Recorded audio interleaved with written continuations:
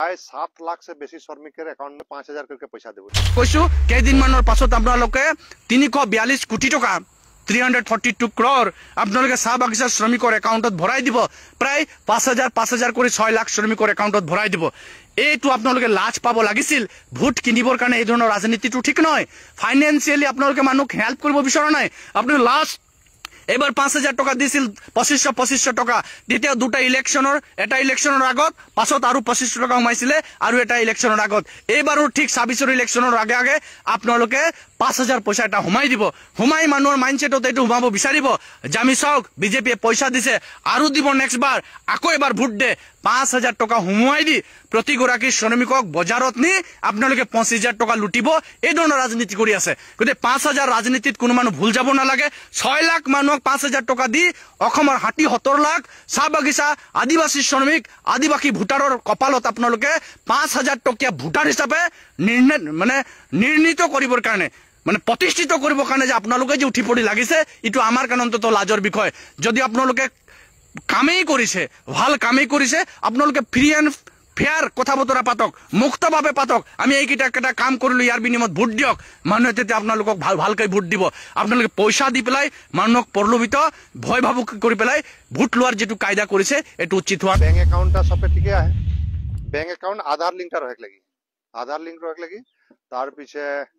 এই ফর্মটা ফিলআপ হইকে ইতিমধ্যে যায় যিবিলাক রুরাল একাউন্ট আছে রুরাল ব্যাংকৰ একাউন্ট আছে তাত যদি 2000তকৈ কম পইচা থাকে ব্যালেন্স থাকে তাত ফাইন লগাই দিয়া হয় পইচা কেনেকৈ আপোনালোকে ট্যাক্সফুলি লুটিব পাৰি একাউন্ট খুলোৱাৰ নামত এই কামটো কৰিলে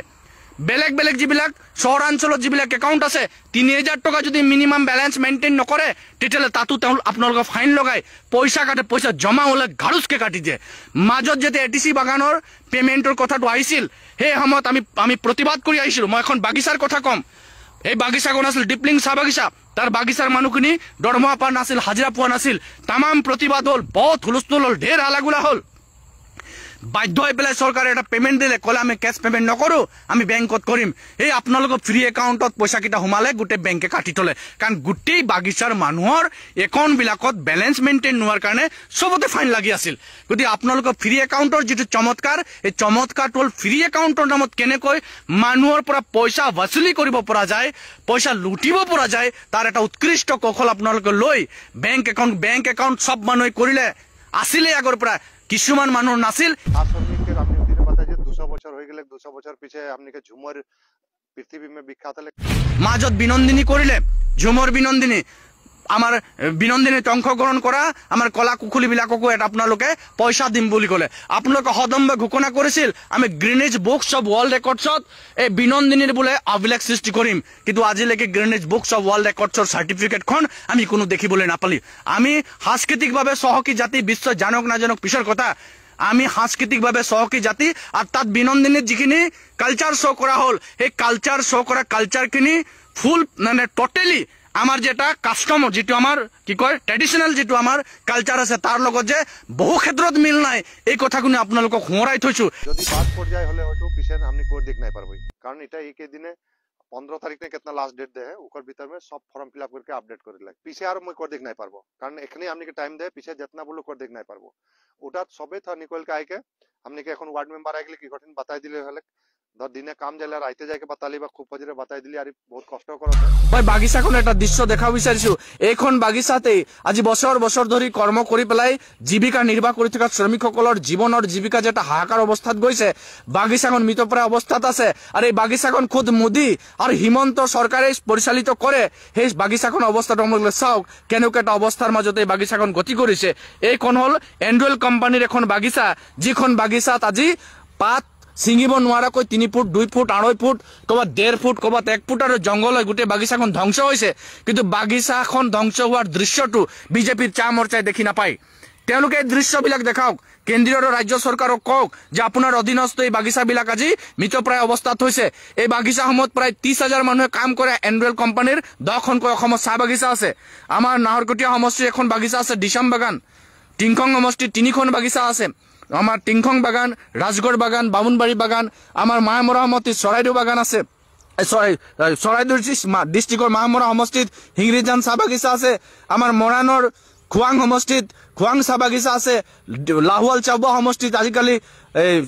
আজিকালি লাহোৱাল চাবুৱা সমষ্টি বাসমতীয়া চাহ বাগিচা আছে। আমাৰ মৰিয়নি দুলেন নায়ক দাদাৰ ঘৰৰ কাষতে আছে হুলুংগুৰি চাহ বাগিচা। সেই বাগিচাখনৰ শ্ৰমিকৰ অৱস্থা কি হৈছে আজি সংবাদ মেলত এই কথাখিনি তেওঁলোক উত্থাপন কৰিব লাগিছিল, চৰকাৰৰ দৃষ্টিগোচৰ কৰিব লাগিছিল। গোলাঘাটৰ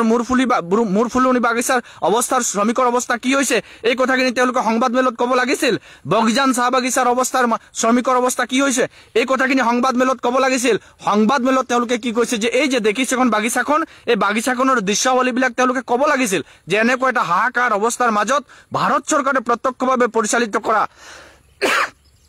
ভাৰত চৰকাৰৰ অধীনস্থ এন্ড্ৰইল কোম্পানীয়ে প্ৰত্যক্ষভাৱে পৰিচালিত কৰা এই বাগিচাখন যে জংঘল হৈছে, বাগিচাখনৰ শ্ৰমিকে সময়মতে পাবলগীয়া পষেকীয়া দৰমহা যে পোৱা নাই, তেওঁলোকে আজি প্ৰায় 9-10টাকৈ ৰেচন পোৱা নাই, তেওঁলোকৰ ছুটি পইচা, ঘৰ ভাড়া, খৰি পইচা যে পোৱা নাই, হস্পিটেলত যে দৰৱ নাই, কোনো ধৰণৰ ডক্টৰৰ ব্যৱস্থা নাই, এই কথাখিনি আজি দুলেন নায়ক দাদা বা তেওঁলোকৰ সহযোগীসকলে কিয় ক'ব নোৱাৰে? বিজেপি চাহ মৰ্চাই তেওঁলোকৰ চৰকাৰৰ দৃষ্টিগোচৰ কেলে কৰিব পৰা নাই? আজি মই আপোনালোকৰ মানে প্ৰামাণিক সহকাৰে কৈছো, বাস্তৱ কথাটো কৈছো, প্ৰেক্টিকেল কথা কৈছো যে এই যে ভাৰত চৰকাৰে পৰিচালিত কৰা এন্ড্ৰইল কোম্পানীৰ অধীনস্থ